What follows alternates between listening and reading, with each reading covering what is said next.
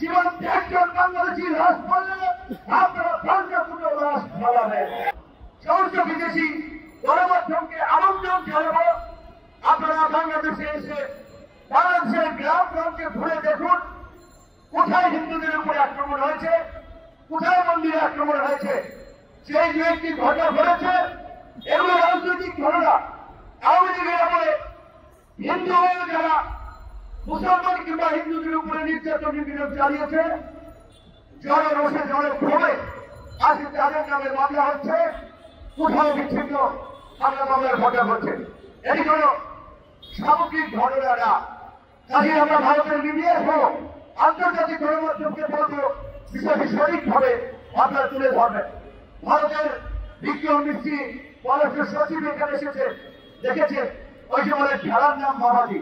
আগে যারা আসতো পায়ের উপরে পা তুলে কথা বলতো, এখন দেখেছেন তো বাংলাদেশের পররাষ্ট্র সচিবের সাথে কথা বলে বিনয়ের সাথে মানচিত্র ভাবে। কাজে আপনি যদি মাথা উঁচু করে দাঁড়ান, আপনার প্রতিপক্ষ সেভাবেই আপনাকে সম্মান করবে।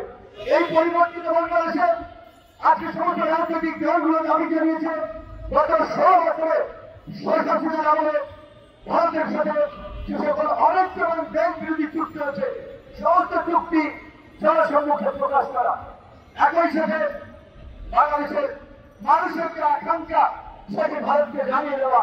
ভারত যদি আমাদের সাথে সুসম্পর্ক রাখতে চায়, বন্ধুত্ব করতে চায়, সেই সম্পর্ক হবে দুদেশের মানুষের স্বার্থ সংশ্লিষ্ট বিষয়ে। আজকে বাংলাদেশ এবং ভারতের যে 54টি অভিন্ন নদী, সেই 54টি অভিন্ন নদীর পানি বাংলাদেশ পশ্চিমকালেও পায় নাই। কাজে আমরা এই অন্তর্বর্তীকালীন সরকারকে বলবো, প্রয়োজনে আন্তর্জাতিক আদালত থেকে শুরু করে জাতিসংঘের দ্বারস্থ হন, কিন্তু আমাদের 54 নদীর 54 অভিন্ন নদীর ন্যায্য হিস্সা 3টা চুক্তি আমাদেরকে বাস্তবায়ন করতে হবে। আমরা ইউরোপ সরকারকে অনুরোধ জানাবো, ভারত যদি 3টা চুক্তিতে সায় না দেয়, প্রয়োজনে চীনকে নিয়ে আপনারা 3টা মহাপরিকল্পনা বাস্তবায়ন করেন। একই সাথে বাংলাদেশের সীমান্তে, বাংলাদেশ ভারতের সীমান্তে সেভাবে প্রতিদিন নিরীহ মানুষকে গুলি করে হত্যা করা হয়। পরিষ্কার ভাবে এই আজকে স্বরাষ্ট্র উপদেষ্টা মহোদয় যখন বিডিআরের ডিজি ছিলেন, তাদের নির্দেশনা ছিল আমাদের একজন বাংলাদেশিকে মারলে তাদের 2জন সোলজার, 1জন সাধারণ ইন্ডিয়ান 3 জনকে মারতে হবে। আমি আজকে বিডিআরকে এই কথাই স্মরণ করে দিতে চাই, সীমান্তে একজন বাংলাদেশি লাশ পড়লে আপনারা শান্তিপূর্ণ লাশ ফলাবেন। আমরা শান্তিপূর্ণ জাতি, আমরা শান্তিপ্রিয় মানুষ, আমরা অশান্তি যুদ্ধ বিগ্রহ চাই না।